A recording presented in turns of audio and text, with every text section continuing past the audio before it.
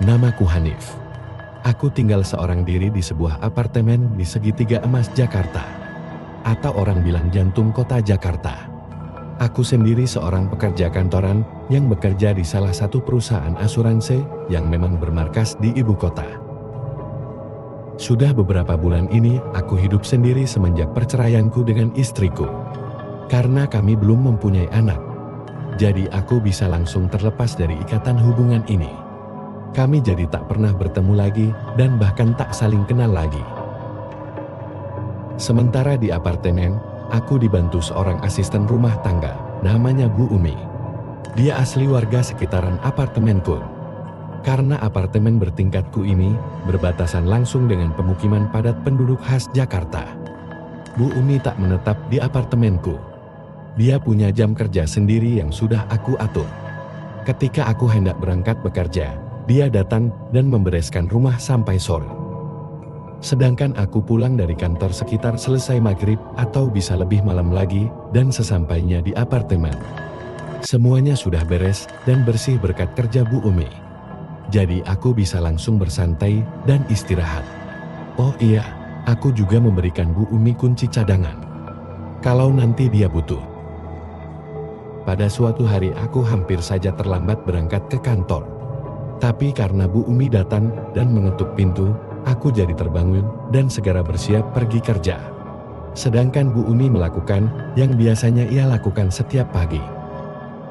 Setiap pagi hari aku menyempatkan diri untuk sarapan di penjual bubur depan apartemen. Tapi karena pagi ini aku terlambat, aku benar-benar tak ada waktu untuk itu. Bisa sampai kantor tepat waktu pun sudah syukur. Singkat cerita, aku sampai di kantor dengan mobil sederhanaku.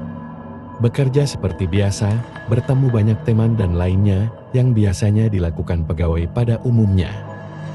Waktu berjalan begitu cepat ketika aku di kantor.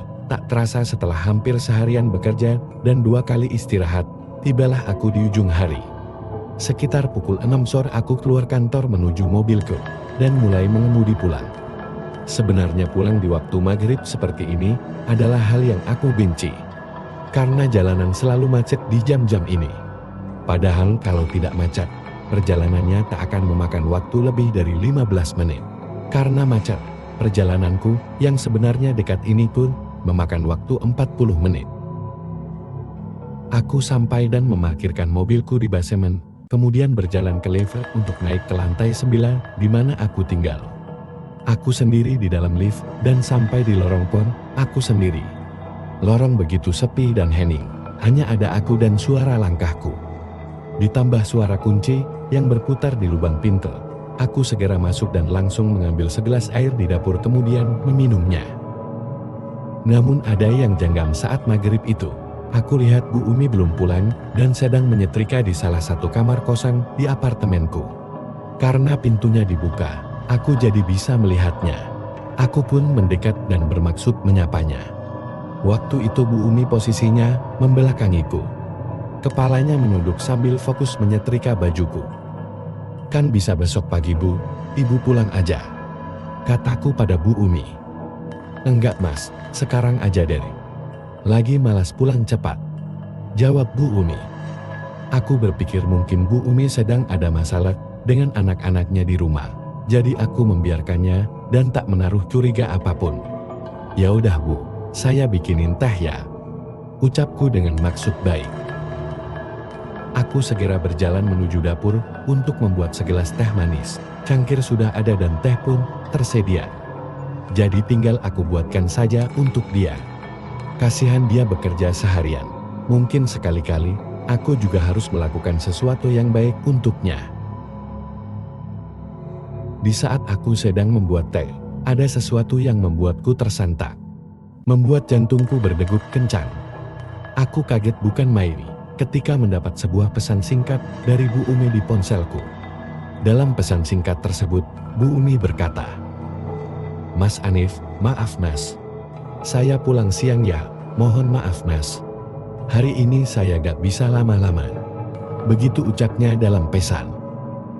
Jadi Bu Umi sudah pulang sejak siang hari tadi. Lalu siapa yang sedang menyetrika di kamar kosong itu?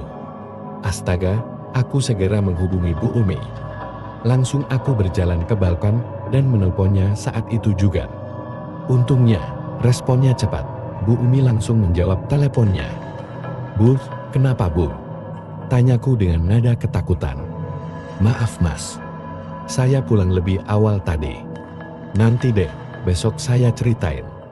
Ada yang gak beres di apartemen Mas," ucapnya dengan nada yang sama takutnya denganku.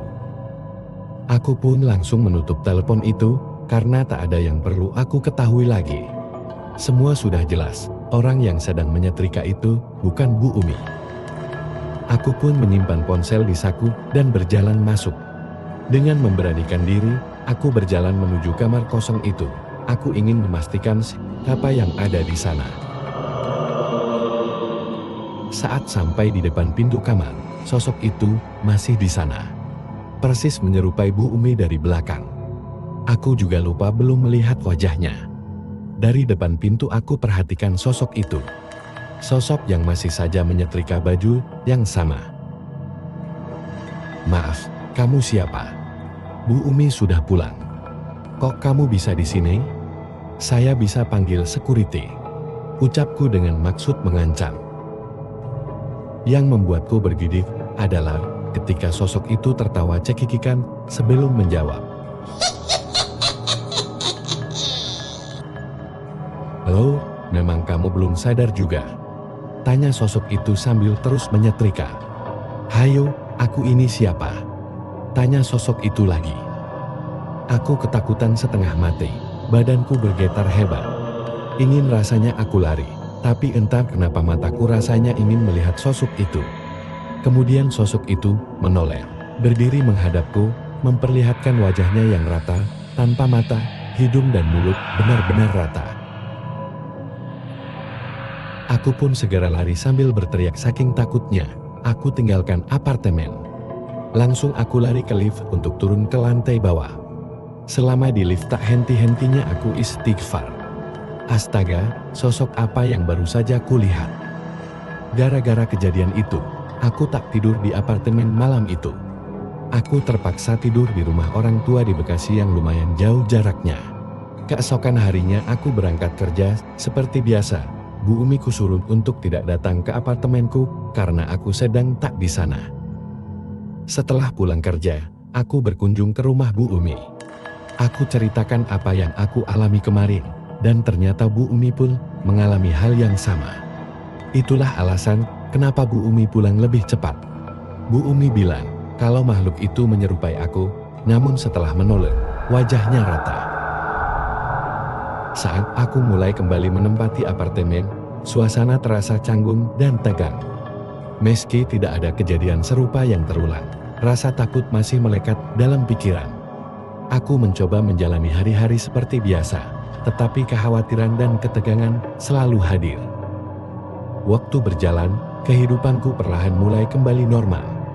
Aku mulai merasakan kenyamanan dalam apartemen dan menjalani rutinitas sehari-hari tanpa kejadian aneh yang menakutkan. Tetapi, setiap kali aku melihat orang yang menyerupai Bu Umi dari belakang, rasa cemas dan ketidaknyamanan kembali muncul. Saat itulah aku memutuskan untuk mencari tahu lebih lanjut tentang sejarah apartemenku. Aku ingin tahu apakah ada cerita atau kejadian aneh yang pernah terjadi di tempat ini sebelumnya. Aku mulai berbicara dengan beberapa tetangga yang sudah lama tinggal di sana, berharap bisa mendapatkan petunjuk atau informasi yang berguna. Setelah berbincang dengan beberapa tetangga, aku menemukan cerita-cerita yang menarik. Beberapa dari mereka pernah merasakan hal-hal aneh di apartemen, seperti suara-suara aneh, benda-benda yang bergerak sendiri, dan bahkan penampakan sosok tak kasat mata. Namun, cerita yang paling mengejutkan adalah kisah seorang penduduk yang meninggal secara tragis di salah satu unit apartemen. Menurut cerita yang beredar di kalangan tetangga, ada seorang pria yang dulunya tinggal di unit tempatku tinggal sekarang. Dia meninggal dalam keadaan yang misterius, ditemukan tak bernyawa di dalam apartemennya dengan kondisi yang tidak wajar. Kejadian itu terjadi bertahun-tahun yang lalu, tapi ceritanya masih menghantui sebagian besar penghuni apartemen. Informasi ini membuatku semakin yakin bahwa kehadiran makhluk atau kejadian aneh yang aku alami mungkin terkait dengan kisah tragis tersebut.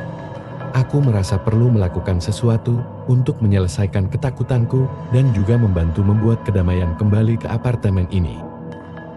Aku memutuskan untuk berkonsultasi dengan seorang ustadz yang dikenalkan oleh teman kantor. Dia memiliki reputasi yang bagus dalam menangani kasus-kasus supranatural dan telah membantu banyak orang yang mengalami hal serupa.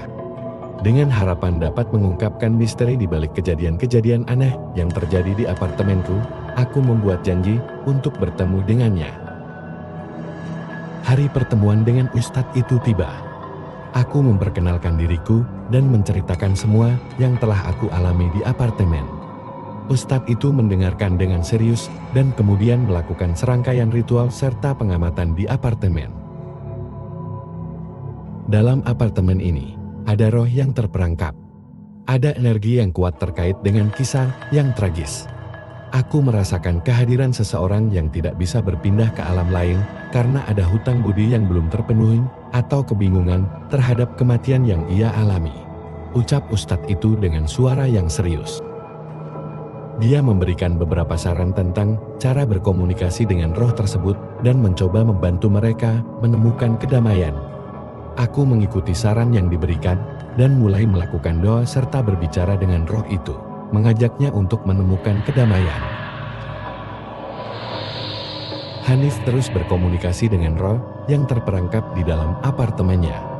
Setelah beberapa waktu melakukan ritual dan berbicara dengan roh tersebut, Hanif mulai mengungkap misteri di balik kematian tragis yang menimpa pria itu bertahun-tahun yang lalu. Roh tersebut menceritakan kisahnya dengan suara yang penuh kedukaan. Pria itu adalah seorang seniman yang tinggal di apartemen tersebut. Dia hidup dengan penuh passion terhadap karyanya. Namun hidupnya berakhir tragis ketika dia menjadi korban perampokan di apartemennya sendiri.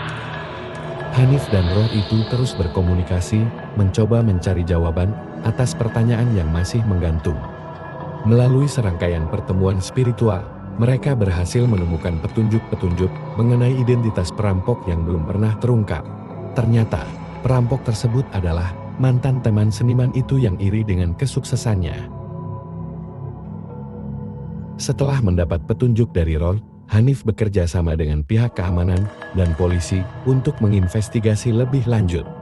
Mereka melakukan penyelidikan mendalam dan menemukan bukti yang menguatkan bahwa perampok tersebut memang mantan teman seniman itu. Kehadiran roh itu membantu memberikan petunjuk-petunjuk kunci yang mempercepat proses penemuan bukti-bukti tersebut. Setelah pengungkapan ini, polisi berhasil menangkap perampok tersebut. Hal ini memberikan rasa lega bagi Hanif dan juga memberikan kedamaian bagi roh yang terperangkap di apartemennya. Dengan pengungkapan kebenaran ini, energi negatif yang menyelimuti apartemen itu mulai mereda. Hanif dan Bu Umi melanjutkan kehidupan mereka dengan lebih tenang. Meskipun masih ada kenangan mengerikan yang melekat, namun dengan kebenaran yang terungkap, apartemen tersebut menjadi lebih damai. Hanif pun memutuskan untuk tetap tinggal di apartemen itu, merawatnya dan menciptakan lingkungan yang lebih positif. Kisah tragis yang pernah menghantui apartemen itu menjadi salah satu titik balik bagi Hanif. Pengalaman itu mengajarkannya tentang keberanian, ketabahan, dan juga betapa pentingnya menemukan kebenaran.